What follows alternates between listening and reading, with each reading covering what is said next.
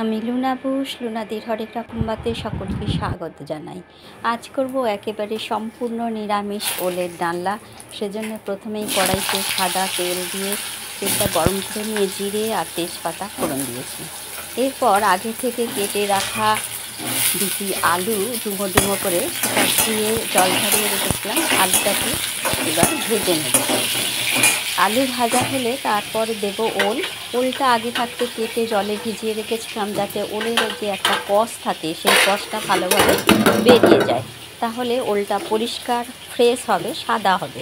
না হলে ওলের কষ থাকলে ওলের কালারটা চেঞ্জ হয়ে যায়, একটা কালচে ভাব এসে যায়। সেই জন্যই জলে ভিজিয়ে রেখেছিলাম। এবার জলটা ঝাড়িয়ে নিলাম।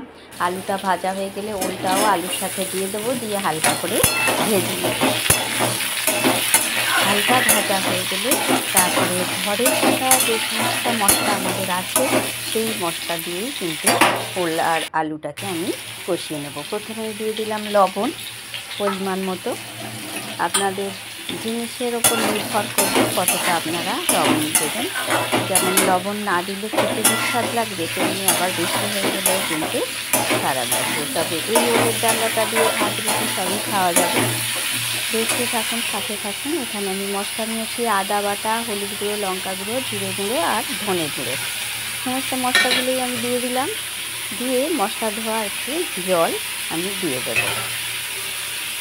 এছাড়া রেখেছি ভিজিয়ে রাখা ছোলা আর একটা টমেটো পেস্ট করে রেখেছি, সেই টমেটোটা দিয়ে দিলাম।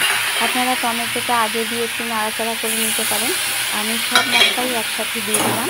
ছোলা, টমেটো বাটা এবং হলুদ গুঁড়ো, লঙ্কা গুঁড়ো, আদা বাটা, জিরে গুঁড়ো এবং ধনে গুঁড়ো সব মশলা দিয়ে আমি কষাতে থাকবো এবং পরে একটু চিনি দেবো।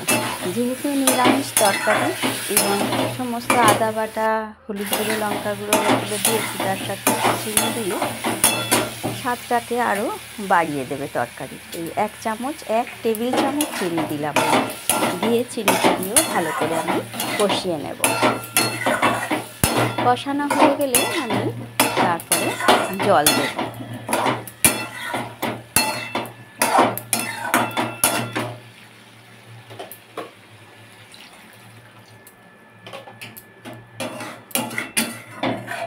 আজ আমি নর্মাল জলই ইউজ করলাম। জল দিয়ে এবার ঢাকা দিয়ে দেবো, যাতে আলুটা আর ওলটা ভালোভাবে সেদ্ধ হয়ে যায়। তার সাথে সাথে ছোলাটাও সেদ্ধ হবে। সারা রাত আমি ছোলাটা ভিজিয়ে রেখেছিলাম, ছোলাটা ভিজেই রয়েছে। দেখতে পাচ্ছেন আলু আর ওল ভালোভাবে আমার সেদ্ধ হয়ে গেছে। ঢাকা দিয়ে দিলে টাটকা ওল যদি হয় খুব তাড়াতাড়ি সেদ্ধ হয়ে যায়। এবার দিলাম গরম মশলা। আর ওলের ডালনায় কিন্তু একটু ঘি দিলেও খুব ভালো লাগে। বিশেষ করে নিরামিষ তরকারি, তো নিরামিষ তরকারিতে একটু ঘি দিলে স্বাদটা বেড়ে যায়। আমি 1 চামচ ঘি দিয়ে দিলাম এখানে। আপনাদের যদি ভালো লাগে দেবেন, না হলে না দেবেন। তবে ঘি গরম মশলা দিয়ে ওলের ডালনা করলে সেই ওলের ডালনাটা খেতে কিন্তু ভীষণ সুন্দর হয়। তৈরি হয়ে গেল আমার ওলের ডালনা। ভালো লাগলে লাইক, কমেন্ট, শেয়ার করবেন এবং সাবস্ক্রাইব করে পাশে থাকা বেল আইকনটা প্রেস করতে একেবারেই ভুলবেন না। সবাইকে অনেক অনেক ধন্যবাদ।